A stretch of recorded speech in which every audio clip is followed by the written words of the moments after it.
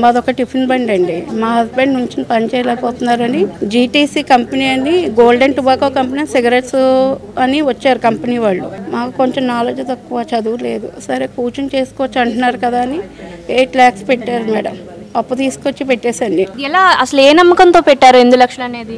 అంటే వాళ్ళు పాంప్లెట్స్ అవన్నీ చూపించారు మేడం. పాతది పనామా కంపెనీ, మాది గోల్డెన్ టొబాకో కంపెనీ అని చెప్పేసి పాత కంపెనీ మేడం. ఇది మళ్ళీ రీస్టార్ట్ చేస్తున్నాం మేము, కంపెనీ చాలా బాగుంటుందని ప్యాకింగ్ అయి చూపించారు మేడం. సరే అని చెప్పేసి మేము 2 సార్లు 3 సార్లుగా అమౌంట్ తీయడం అయింది. ఫస్ట్ 1 lakh 1.5 lakh సేల్ చేశారు మేడం ఫస్ట్ మంత్. తర్వాత నుంచి మార్కెటింగ్ చేస్తామన్న వాళ్ళు రావడం మానేశారు మేడం. అమౌంట్ రిటర్న్ ఇవ్వట్లేదు, స్టాక్ తీసుకోవట్లేదు మేడం. అలా 6.5 lakhs స్టాక్ నా దగ్గర ఉండిపోయింది మేడం. అప్పులు కట్టలేకపోతుందండి. వాళ్ళు ఫోన్ చేస్తే అసలు రెస్పాండ్ అవ్వట్లేదు. ఇది ఎప్పుడు జరిగిందమ్మా?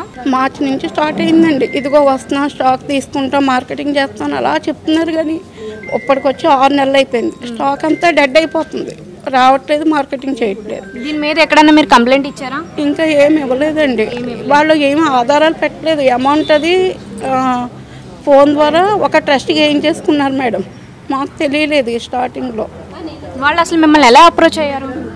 మామూలుగా షాప్ దగ్గర ఇంటి దగ్గరికి వచ్చారు మేడం. టిఫిన్ బండి కదా, ఇలాగ ఉందండి కంపెనీ అనేసి వాళ్ళు రావడం జరిగింది. సరే ఇలా ఇంకా చాలా ఉంటాయంటే ఆ స్టాక్కి మాకు బిల్లు పంపిస్తామని చెప్పారు మేడం. మాది మగత ఏజెన్సీ చిన్న ఐస్ క్రీమ్ షాప్ ఉంది. ఆ ఏజెన్సీ కూడా నేమ్ కూడా ఇచ్చాను నేను బిల్లు పంపించడానికి. కానీ ఎటువంటి బిల్లు పంపలేదు మేడం. స్టాక్ వాళ్ళ తీసుకున్నట్టుగా మీరు డబ్బులు ఇచ్చినట్టుగా కానీ, లేదంటే వాళ్ళ మనుషులు ఫోటోలు కానీ, పేర్లు కానీ ఏమైనా ప్రూఫ్స్ అనేవి మీ దగ్గర ఉన్నాయి? ఉన్నాయి మేడం నా దగ్గర. నెఫ్ట్కి వేసారు అమౌంట్, అవి మెసేజెస్ ఉన్నాయి.